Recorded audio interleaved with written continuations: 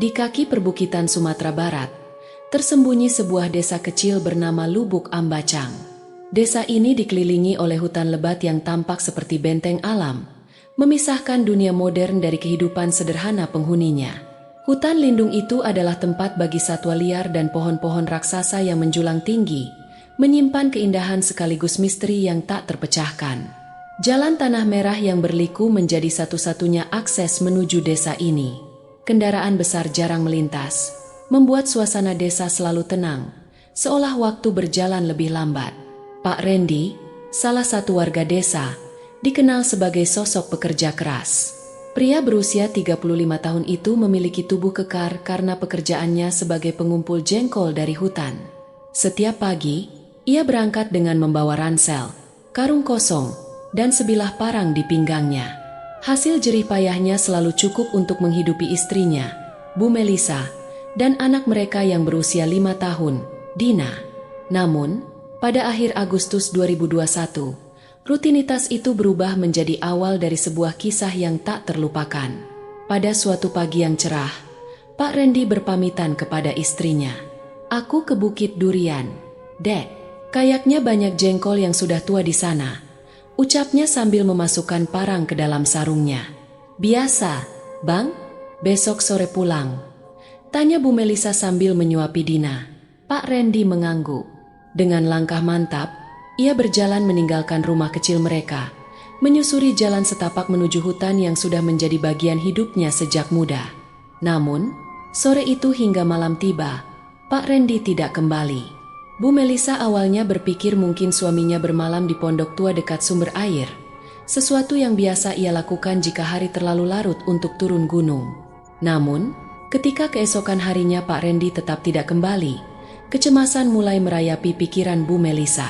Ia mencoba bertanya ke beberapa tetangga dan akhirnya meminta bantuan Pak RT untuk mengorganisasi pencarian. Kabar hilangnya Pak Randy menyebar cepat, dan warga desa dengan sukarela turun tangan. Bersama-sama, mereka menyusuri jalan setapak yang biasa dilewati Pak Randy menuju Bukit Durian. Hari itu, belasan warga menyisir hutan. Beberapa membawa parang, sementara yang lain membawa anjing pelacak.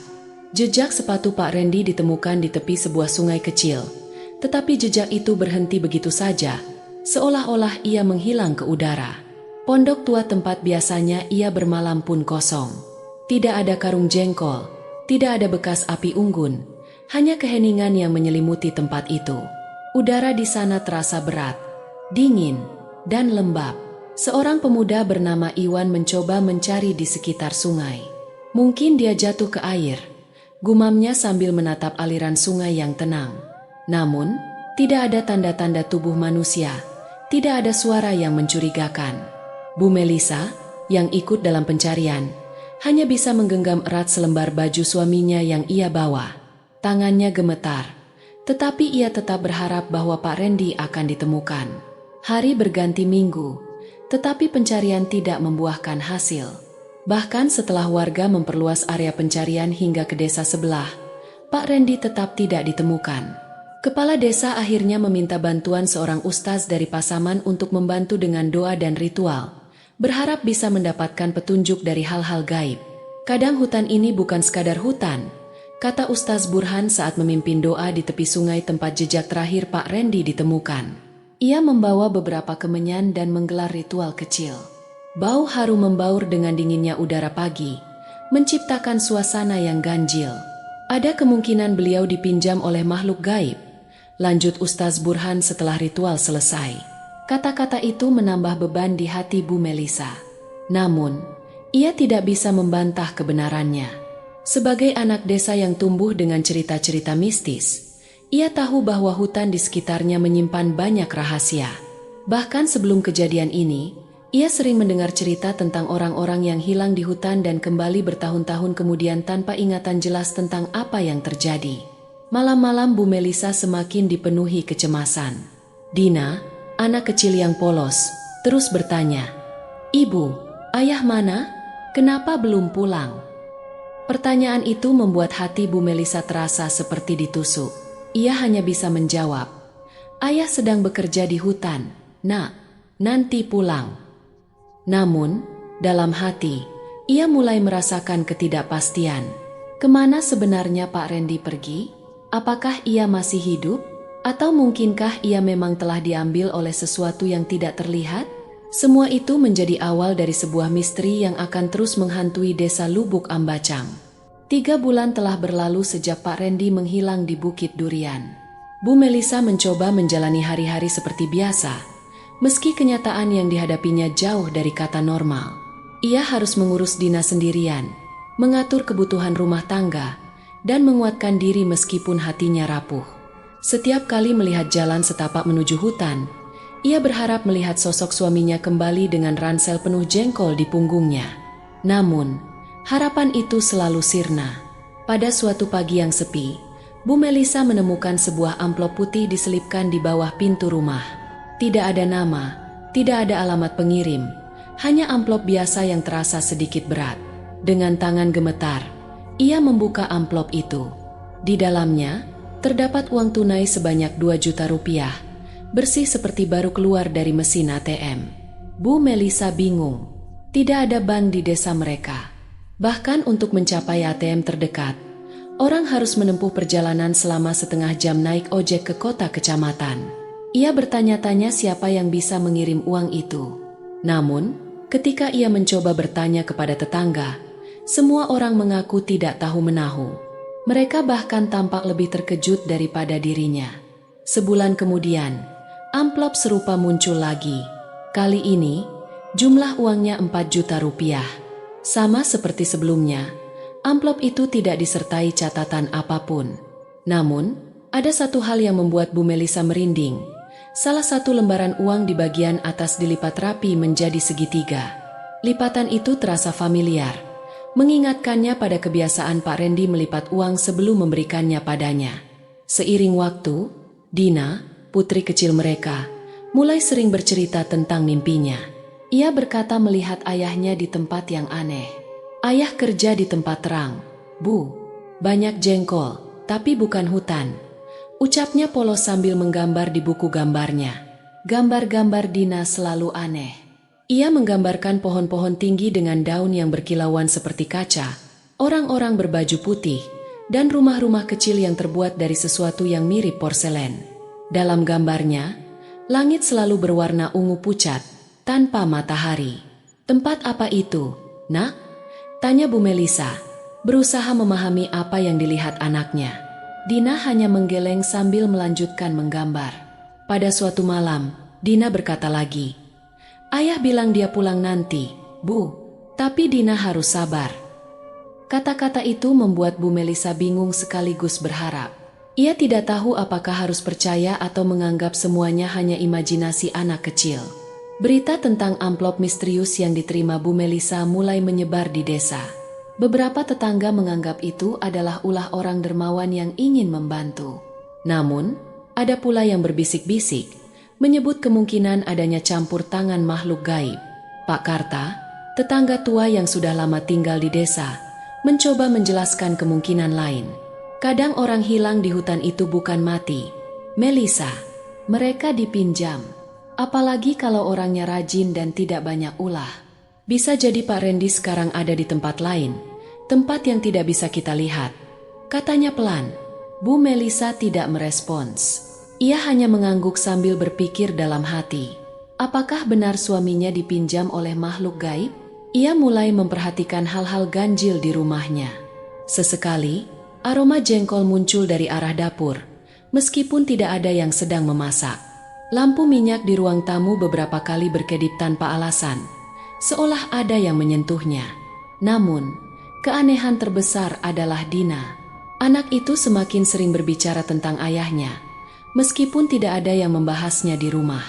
Pada malam-malam tertentu, Dina mengaku mendengar suara ayahnya memanggil namanya dari luar jendela. Namun, ketika Bu Melisa memeriksa, tidak ada siapapun di sana. Ketika Pak Randy membuka matanya, ia tidak lagi berada di Bukit Durian. Sebaliknya, ia mendapati dirinya di sebuah tempat yang terasa seperti mimpi. Pohon-pohon raksasa menjulang tinggi, daun-daunnya berkilauan seperti permata di bawah cahaya yang tidak berasal dari matahari. Udara di tempat itu sejuk, beraroma wangi rempah, dan anehnya, tidak ada suara bising kecuali gemericik air yang terdengar lembut. Pak Randy awalnya merasa bingung, tetapi ia tidak takut. Ia melihat sekelompok orang berpakaian putih mendekatinya. Wajah mereka ramah, senyuman mereka tulus. Salah satu dari mereka, seorang lelaki tua dengan janggut putih lebat, memperkenalkan dirinya sebagai Tuan Saka, pemimpin tempat itu. "Selamat datang, Rendian," ucapnya. Pak Randy hanya terdiam, bingung dengan nama baru yang disebutkan. Tuan Saka menjelaskan bahwa ia kini berada di dunia bunian, sebuah dimensi lain yang hidup berdampingan dengan dunia manusia, namun terpisah oleh kabut. Pak Randy diberi tempat tinggal, makanan, dan pekerjaan. Di sana, ia memanen jengkol raksasa yang ukurannya jauh lebih besar dari yang pernah ia lihat di dunia nyata. Pekerjaan itu terasa ringan, tidak melelahkan, dan anehnya, waktu di tempat itu berjalan dengan cara yang berbeda. Ia sering merasa baru bekerja beberapa jam, tetapi ketika melihat kalender yang terbuat dari daun berwarna, ia menyadari bahwa hari telah berlalu. Yang membuatnya bertahan adalah kesempatan untuk tetap terhubung dengan keluarganya. Setiap bulan, ia diperbolehkan mengirim uang kepada istrinya. Prosesnya sederhana. Pak Randy hanya perlu memikirkan wajah Bu Melisa dan Dina, lalu menyerahkan uang hasil kerjanya kepada seorang petugas bunian. Petugas itu, seorang wanita anggun bernama Lelara, akan memastikan uang itu sampai ke dunia manusia. "Jangan khawatir, Rendian, mereka akan menerimanya," kata Lelara dengan senyum menenangkan. Pesan dalam mimpi 2 tahun berlalu dengan cepat. Pak Randy merasa nyaman di dunia bunian, tetapi pada suatu malam, ia bermimpi tentang keluarganya. Dalam mimpinya, ia melihat Bu Melisa dan Dina berdiri di depan rumah kecil mereka. Dina menangis sambil memanggilnya, sementara Bu Melisa memeluk anak mereka erat-erat. Tiba-tiba, rumah itu berubah menjadi kabut, dan suara lembut berkata, "Jika kau terlalu lama, mereka akan lupa. Pulanglah sebelum nama itu hilang." Pak Randy terbangun dengan keringat dingin. Ia merasa ada sesuatu yang berubah di sekitarnya. Pohon-pohon yang biasanya bersinar lembut kini terlihat meredup. Air sungai yang jernih dan bercahaya mulai surut. Bahkan penghuni bunian yang selalu ceria terlihat lebih diam dan lesu. "Apa yang terjadi di sini?" tanyanya kepada Tuan Saka. "Waktumu di sini hampir habis," jawab Tuan Saka dengan suara pelan. "Tempat ini tidak bisa menyimpan orang luar terlalu lama. Jika hatimu sudah condong ke tempat lain, maka tempat ini akan mulai menolakmu." Kata-kata itu menancap di hati Pak Randy. Ia mulai sadar bahwa kebahagiaannya di dunia bunian hanyalah sementara. Meski ia merasa damai, hatinya tetap tertarik kepada keluarganya di dunia nyata. Pilihan yang sulit. Pak Randy dihadapkan pada pilihan yang sulit. Ia bisa tetap tinggal di dunia bunian, di mana ia tidak akan pernah merasa kekurangan atau takut. Atau ia bisa pulang ke dunia nyata, kembali ke keluarganya, tetapi harus menghadapi ketidakpastian dan tantangan hidup yang lebih berat. Tuan Saka memberikan Pak Randy sebuah kain tipis bercahaya, yang disebut kain penyeberangan. Kain itu adalah bekal untuk perjalanan pulangnya. "Jangan buka kain ini sampai kau tiba di rumah," pesan Tuan Saka. Pagi itu, jalan setapak yang diselimuti kabut perlahan terbuka. Pak Randy menatap jalan itu dengan hati yang berat. Ia merasa setengah dari dirinya ingin tinggal, tetapi panggilan untuk kembali ke keluarganya lebih kuat. "Langkahkan kakimu perlahan, dan jangan menoleh ke belakang apapun yang kau dengar," ujar Tuan Saka dengan nada lembut namun tegas. Pak Randy melangkah. Kabut di sekelilingnya semakin tebal, dan suara-suara lembut mulai memanggilnya. Suara Dina, suara Bu Melisa, bahkan suara masa kecilnya sendiri. Namun, ia tetap menunduk, menahan diri untuk tidak menoleh. Langkahnya terasa berat, tetapi ia terus berjalan hingga akhirnya cahaya kabut berganti menjadi suara jangkrik malam, bau rerumputan, dan suara air parit yang familiar. Pak Randy mendapati dirinya berdiri di pinggir hutan di batas desa Lubuk Ambacang. Malam itu, ia berjalan pelan menuju rumahnya. Lampu minyak di dalam rumah tampak menyala temaram, dan suara Dina terdengar lembut dari dalam. Dengan perasaan yang sulit dijelaskan, Pak Randy mengetuk pintu rumahnya. Ketika Bu Melisa membuka pintu, ia melihat sosok suaminya berdiri di ambang pintu. Senyum Pak Randy tidak berubah, tetapi matanya membawa cerita yang tidak dapat diungkapkan dengan kata-kata. Mereka berpelukan erat, Dina ikut memeluk kaki ayahnya, dan malam itu diisi dengan keheningan penuh haru di pundaknya. Pak Randy membawa tas kecil. Isinya bukan uang atau barang mewah, melainkan beberapa buah jengkol raksasa yang mengilap dengan aroma wangi yang tidak biasa, seolah membawa jejak dunia lain yang pernah ia tinggali. Malam itu hujan turun deras di desa Lubuk Ambacang. Langit dipenuhi guntur yang menggelegar, dan angin membawa aroma tanah basah. Bu Melisa sedang menyiapkan makan malam sederhana di dapur, sementara Dina menggambar di ruang depan. Lampu minyak yang redup menerangi rumah kecil mereka, menciptakan suasana hangat di tengah dinginnya malam. Ketukan di pintu terdengar. Awalnya pelan, lalu menjadi lebih tegas. Bu Melisa menoleh ke arah pintu dengan hati berdebar. Siapa yang datang di malam selebat ini? Dengan langkah ragu, ia membuka pintu, dan di depannya berdiri seorang pria kurus dengan kulit lebih bersih daripada biasanya. Matanya tajam, dan senyum di wajahnya tak berubah. Itu Pak Randy. Tanpa berkata sepatah kata pun, Bu Melisa memeluk suaminya erat-erat. Air matanya mengalir tanpa ia sadari. Dina menghampiri dan memeluk kaki ayahnya, lalu berkata polos, "Ayah pulang." Keheningan malam itu diisi dengan tangis bahagia yang tertahan. Pak Randy hanya membawa tas kain kecil di pundaknya, yang berisi beberapa buah jengkol raksasa yang mengilat dan pakaian berwarna putih bercahaya. Kepulangan Pak Randy membawa kebahagiaan sekaligus keanehan.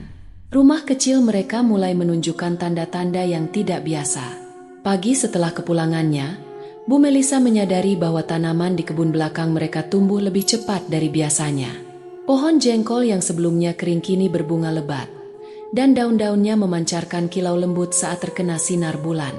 Air di sumur mereka berubah warna menjadi biru pucat setiap kali digunakan untuk mencuci kain yang dibawa Pak Randy. Embun di halaman rumah tidak pernah kering, bahkan pada siang hari, dan kadang membentuk jejak kaki kecil yang misterius. Tetangga mulai penasaran dengan keajaiban ini. Ada yang mencoba menanam bibit dari jengkol ajaib yang diberikan Pak Randy, tetapi tidak berhasil. Tanaman itu layu sebelum tumbuh, seolah hanya tanah di halaman rumah Pak Randy yang bisa menerimanya. Beberapa warga juga meminta air dari sumur mereka, tetapi air itu hanya tampak biasa saja ketika digunakan di tempat lain. "Rumahmu seperti dijaga sesuatu, Ren," ujar Pak Karta, tetangga tua yang sering mampir. Pak Randy hanya tersenyum kecil. Ia tidak tahu bagaimana menjelaskan semua ini. Meski begitu, kehidupan di rumah kecil itu berjalan dengan tenang.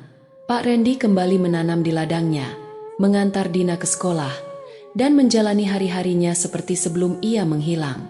Namun, ada sesuatu yang berbeda pada dirinya. Ia menjadi lebih tenang, seolah membawa kedamaian dari dunia lain. Sesekali, saat malam terlalu sunyi, Pak Randy mendengar bisikan dari masa lalunya di alam bunian. Suara lembut lelara, Tuan Saka, dan bahkan gemericik air sungai dari dunia itu seakan memanggilnya. Namun, ia selalu mengabaikannya. Baginya, rumahnya kini adalah tempatnya yang sesungguhnya. Warga desa, meski awalnya penasaran, perlahan menerima keajaiban yang menyelimuti rumah Pak Randy. Mereka berhenti bertanya, memilih untuk mensyukuri bahwa pria itu telah kembali dengan selamat. Namun, di hati mereka, tersimpan tanya yang tak terjawab. Apa yang sebenarnya terjadi selama 2 tahun itu? Malam itu, Pak Randy duduk di serambi rumahnya, memandang bulan yang bersinar di langit. Dina berlari kecil ke arahnya, membawa gambar baru yang ia buat. "Ayah, lihat ini," katanya sambil menunjukkan gambarnya. Di kertas itu tergambar sebuah rumah putih dengan pintu bercahaya dan pohon tinggi dengan daun berbentuk bintang. Pak Randy mengusap kepala putrinya. "Itu tempat ayah dulu, ya?" tanya Dina polos. Pak Randy hanya tersenyum dan berkata, "Mungkin."